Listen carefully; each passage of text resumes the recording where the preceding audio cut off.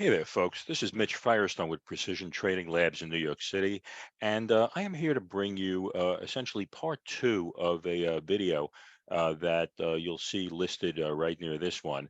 In part one, I had gone through and did some analysis on the prior trading week that ended July 7th, 2023, and I had did a wrap up on the week.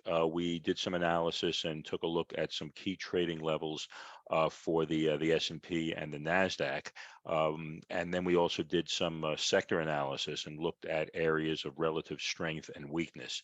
So that all took place in the prior video, and you can find that located right near this one. But for today, I want to do is the same way in the prior video.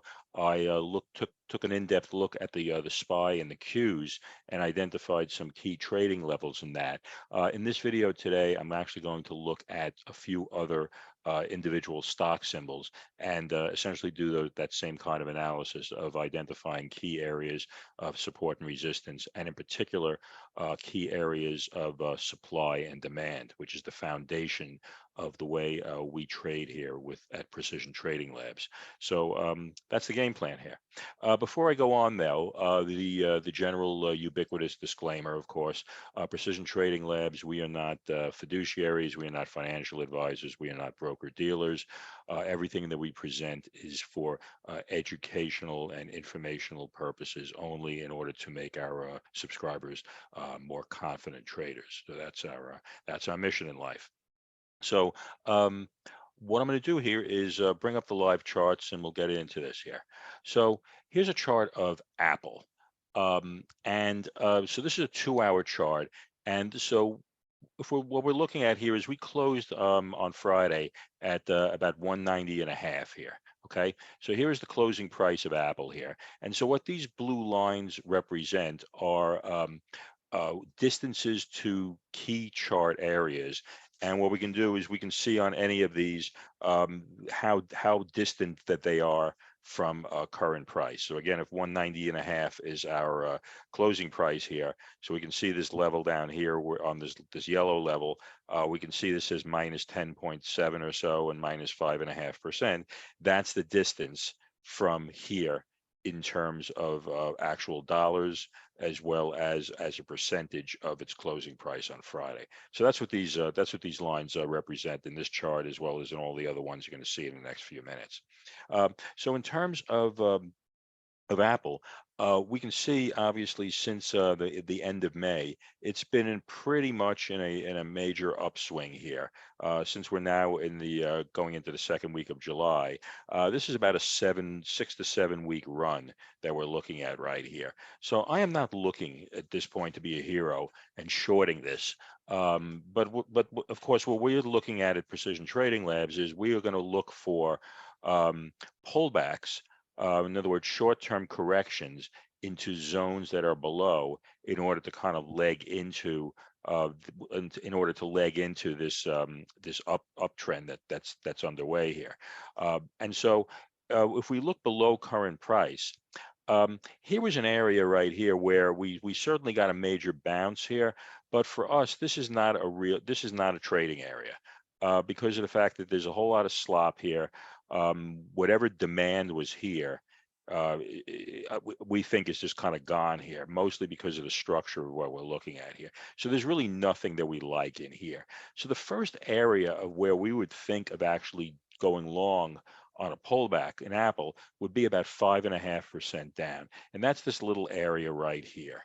If we look in the 2-hour chart, and I blow this up here, we can see price rallies up here with this very bullish candle. Notice this pause right here. This is kind of this consolidation candle, and it's also a very indecisive candle. It's actually mostly wick and a relatively small proportion of body. Then notice now a very bullish move out of here, then a gap, and then this continues up. There's a pause, and then it kind of goes from there. So out of here, we have the expectation that if and when price returns to this level here, which is again about 5.5% down, we would expect that we would see a bounce from this level here. And so at that point, then we would be in a position to express a bullish trade. And so, various ways, of course, one could express the bullish trade. One, of course, could directly buy Apple. And then, of course, we could also use options. And of course, the three most the simplest ways of options trading for this would be to A, buy a call, B, buy a bull call vertical spread, which would entail essentially buying one call and then selling another one above in order to finance the call that you bought, and that reduces the premium and also changes the dynamics of the trade in terms of how the options Greeks lay out. And then lastly, another way to express this bullish trade here would be if you wanted to collect premium, one could do a bull put vertical spread, which essentially would entail selling a put and then buying another put beneath in order to then manage the risk there. One could, of course, collect premium on that and then rely on the fact that we would get a bounce out of this. And so price would essentially be heading up while you would have sold a vertical spread below here. And of course, if we got a bounce here, well, then price, of course, would not be going back to the short strike.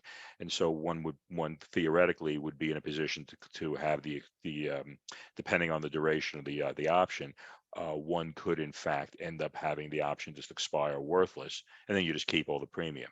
And so that's kind of this combination of using these demand zones to express trades in various forms.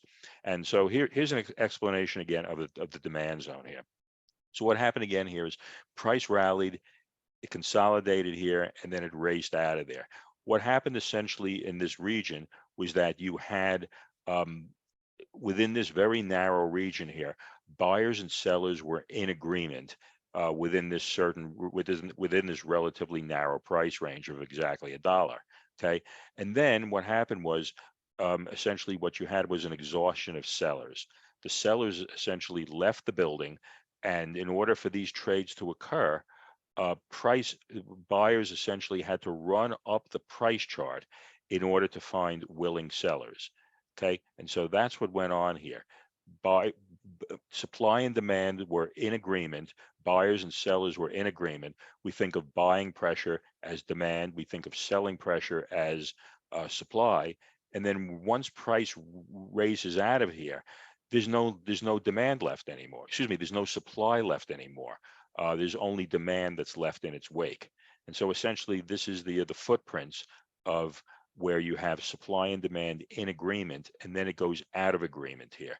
And so essentially what happens is price runs up the price chart here. Apple essentially goes into this upswing here. And what we would be then looking to occur would be for a pullback to occur. And once we got a pullback down to here, we would be then looking to catch a bounce out of here with the expectation that there is still residual demand in here that was never tapped, because essentially what happened was price just raced out. The sellers just disappeared for some reason. Some matter of perception changed about Apple, and the only place that people were willing to sell was at higher prices. So some disciplined traders like us, looking at this now in the rear view mirror, are saying there are really no clean areas of demand for us to buy at until we get a pullback to here. So again, we would be looking for this area for a pullback of about 5%, and this is where we would then be looking to buy Apple. Okay, and then like I said, if we look above here, there's really we have no interest in really trying to be a hero and shorting Apple at this point.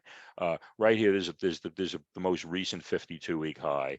Right here, there was just a whole series of 52-week highs that were getting created on the way up here. So we're not looking to immediately kind of short out of here. This is not an area of clean supply here. And again, that's an area of future downward price pressure, and that's created by an exhaustion of buyers. Okay, the area of demand here was created by an exhaustion of sellers. Right here, this is kind of very, very sloppy supply. I would even really characterize it as supply. It just kind of dropped out of here, but there was certainly not a trading level in here. So I would not be looking to short out of here. So this is what we're looking at in terms of Apple. So here's a clean area of demand, and then below that, that's another clean area of demand. if for some reason if this one happened to fail. And of course, when we create these setups, we of course are managing risk along the way. So if we were going to be looking to go long out of this area, the trade might look something like that, where we would express the trade by getting in at around the 180 mark right there, and then we would set our stop at some short distance below the range of this demand zone, and that's where we would place our stop.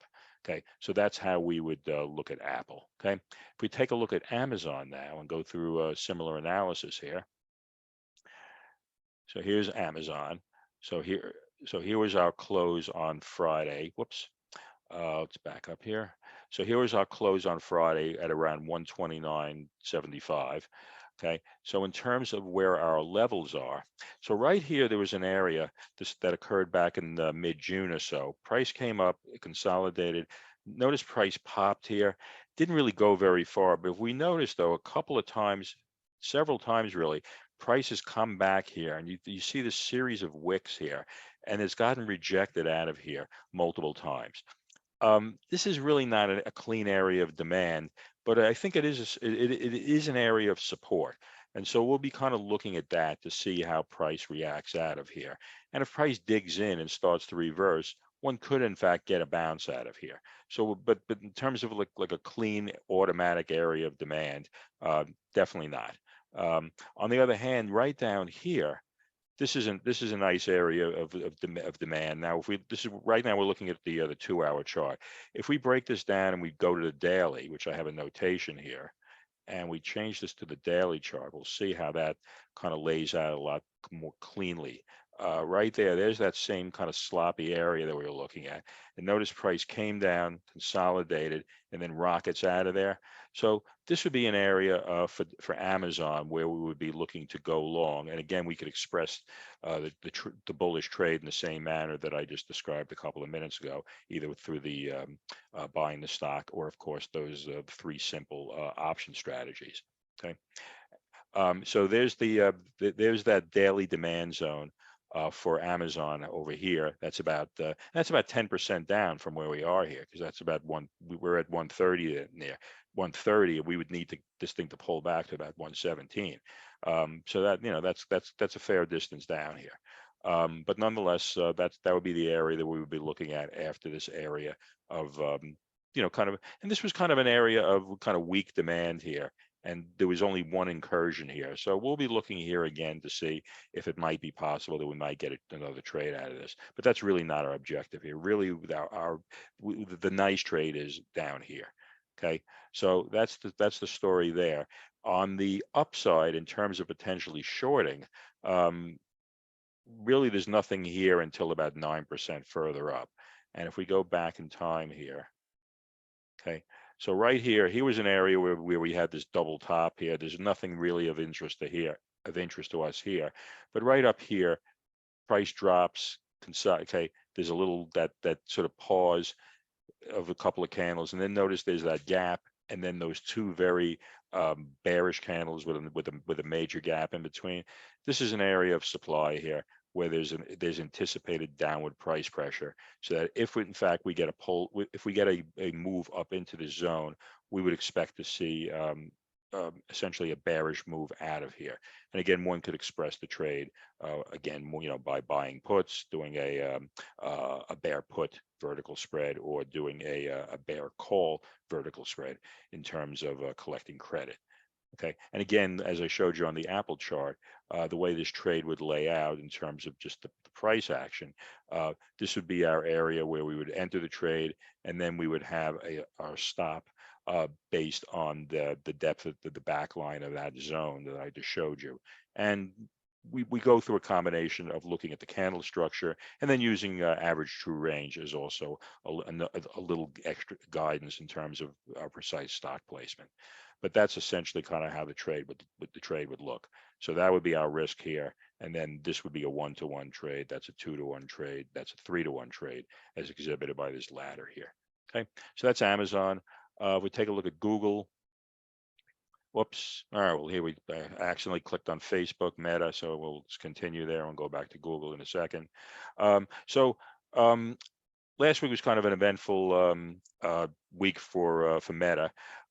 They introduced their Threads app, which is, of course, is supposed to be a rival for the somewhat dysfunctional and crazy world of Twitter now. So we'll see how that plays out. But in fact, it was the fastest app sign-up debut ever. So, is it possible that, there might be some euphoria associated with that this week? We'll see. But it's possible. People obviously, react to these things. So we'll look to see what happens, because really almost all the activity associated with Threads really occurred at the very, I think it was either at the end of Friday or maybe even after after the market had closed on Friday. So I don't really know if there was any, if these candles reflect anything. So we'll see though when we get to the open tomorrow, what what might be there. But in terms of where we are in terms of levels here, we could of course look right here. There's a rally, a base, and a rally there on the daily chart. So if we get a pullback here, this might be an area where we could expect that where we would expect a bounce out of there. So there's that level there. And in fact, let me just bring that up here for a second here. Okay, so that's at around the 286. That's around the 286 levels. So we're at 280. We're at 290. So that's about 4. That's about 4%. That's about 4 points down from there. And then kind of the really nice demand level here. This is an area right here where we have a much more substantial move out of here. This is actually a relatively small move here. On the other hand, it's a relatively small zone. So the risk and reward out of this level would actually still work out rather nicely. But this is an area where we'd expect a more robust bounce out of here. And that's about 6% down, 17 points from where we are currently. So that's that area of demand right there. Okay. Now the interesting thing is, if we do get a bounce here, if you see this area that I have highlighted here, remaining unfilled gap. Well, if we go back in time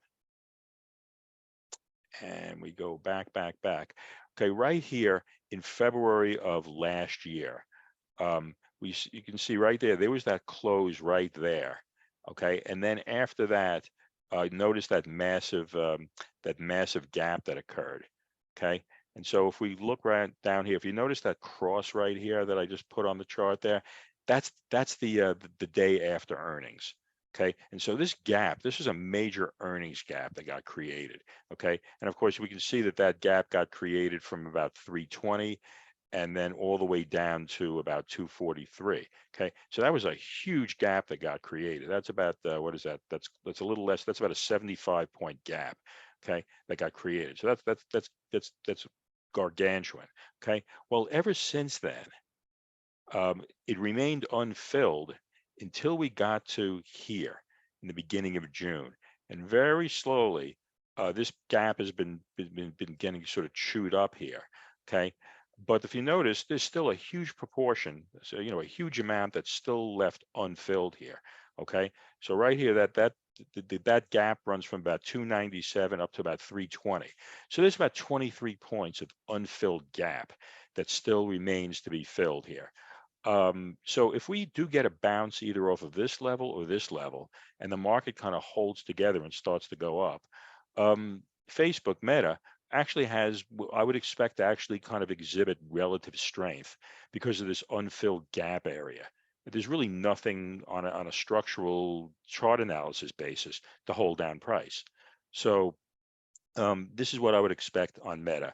But again, the plan would be wait for, observe, what happens at this level. And then right here, particularly, this is kind of a nice level that right here, and that's about 6% down. Okay. So, and then right here, of course, this is that area that I was just talking about right here. And that's only about 1.5% away from where we are now.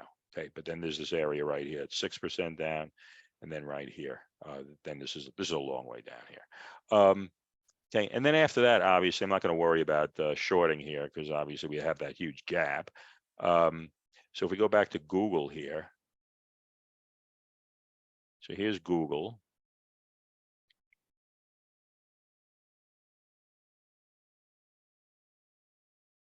Okay, here's a good example of of how one of these demand zones work. So here's a rally, a base, and a rally here. Okay, notice then price kind of looped around, came back. Um, there was something we were looking at in the 2 hour level, but in terms of the daily level, this is the higher the time frame, generally the better quality of the level is. I would generally prefer to have a daily level than a 2 hour. Having said that, we get numerous trades off of 2 hour levels, but more often than not, the daily level tends to be a bit more reliable. So right here we have a rally with that gap, a base and a rally here. Notice price then came back into this level, and the first time it came back, there was that residual upward price pressure that was waiting to be tapped, and that was that. Okay, so that's where we are now. So in terms of what's below, we would not be, if for some reason this reversed here, we would not be going back to the well here again. But then the next point of, if we ended up getting a pullback, we would then be waiting for a pullback here, because this would be the next clean area of demand here. All right. And then above here, um, if we look above current price, right here, here was a rally, a base, and a drop there. Notice that those very bearish candles, this was an area of supply right here. Okay. And then if we go back here, we can see price the first time it came back here. Not a huge energetic move out of there, but it definitely has dropped out of there. And then it dropped. There was a pause, and then and this has gone on for this is about a part of 3 weeks of trading. But you can see that price has dropped out of there. Okay, so that was that daily level of supply that's been tapped here. Okay, so again, if it price returns here, probably would not be looking to short out of here. Again, it actually made a 52-week high there. That's what that blue cross, those blue crosses are. So really, I would probably be looking either for this thing to kind of go to this next level above here, or wait for a pullback down here. Okay, so there's really nothing near term on Google. If we look at Netflix, okay, so here's Netflix, and let me just get this stray line out of here. So here is our close the other day. Okay, so right here, about 5% down. Here's a drop, a base, and a rally there. Okay, notice price has not been back here again. This is a clean area of demand. Okay, supply and demand were in balance, and then they went out of balance as the suppliers essentially left this zone, leaving only demand. So when price pulls back to this region, this is where we'd be looking to express a bullish trade. Okay, so here's a level of clean demand in here. And then the other one, I think if we break these down into 2 hour levels, there are a couple of 2 hour levels here and here. Okay, but in terms of a daily zone, this is actually kind of a nice reversal pattern here. So this is where we'd be looking to express a bullish trade out of here. Okay, right here, as I showed you on the meta chart, there is another massive. There's a remaining gap fill region on Netflix here. And that's what I kind of mapped out here. So if we go back in time here, okay, notice right here, and again, there's that cross. That was an earnings. That was an earnings gap. But notice again, right here, we had a gap from here to here. Okay, immediately it started to fill that gap later in January, and then I think price has not really been back here until just about now. So you can see now price is returning here. So this is that remaining gap fill region. Okay, and if we throw the price levels on that, so right there, that's about 506 and 460. Okay, so that's a lot of air in between these two. These in terms of this gap fill region. So that's something that we'll keep an eye on. That if in fact we start to get a bounce, and then price actually starts to enter this region, you could actually see if the market holds together, you might just see a fairly robust move out of here, because there's really nothing on a technical basis to really stop price. There were no areas of consolidation. There's no resistance. There are no areas of supply. So we'll see what happens there, but we're going to keep an eye on that. And then lastly, we'll head to Elon Musk world, and we'll take a look at Tesla. So here is the close on Friday. So Tesla closed about 275 on Friday. So right here, here's an area of demand right here. There's a rally, a base, a rally. Let me just blow that up a little here. So here we had a rally, a base, and a rally there. There's that gap. Then notice, of course, then there's that massive gap there. And then we're going to wait for a pullback in here in order to express a bullish trade in the manner that I described earlier. So that's about 6% down here, of course. That's about 17 points from where we are now. So we need for this thing to pull back about 6% from about 274 down to a bit below 258. And so that's our area of demand right there. And then right here, this is an area of interest too. But if you notice, there was this preceding trading that happened more or less at the same level here. And essentially what you had was, price rallied up there, consolidated and popped. This is an area, it's an area of demand, particularly in the 2-hour chart, but it's also not a fresh, clean area of demand because of this trading that occurred here. So if this level would happen to fail here, we would keep an eye on this one, but really not all that enthused about it. This is really the next quality level. Okay, but that of course is going to be a fair distance down, so we're not going to worry about it at least for this week. Okay, because this is obviously 10% down, and so this is going to be somewhere probably a little less than 20% down. So that's going to be a long way down. So at any rate, that's it. So I hope you found this review interesting and helpful. If you did, we'd appreciate it if you would go to our on our YouTube page, give us a like, subscribe to our channel, and also there's a link on there that you can actually schedule a call with me, and I'd be delighted to tell you about Precision Trading Labs, the whole concept of supply and demand. If you've got any symbols that you're looking at, I'll take you through some quick live analysis of that, and so be happy to share all that with you. So at any rate, that's the deal. So thank you very much for the privilege of your time, and I will see all of you next time. Take care. Bye-bye.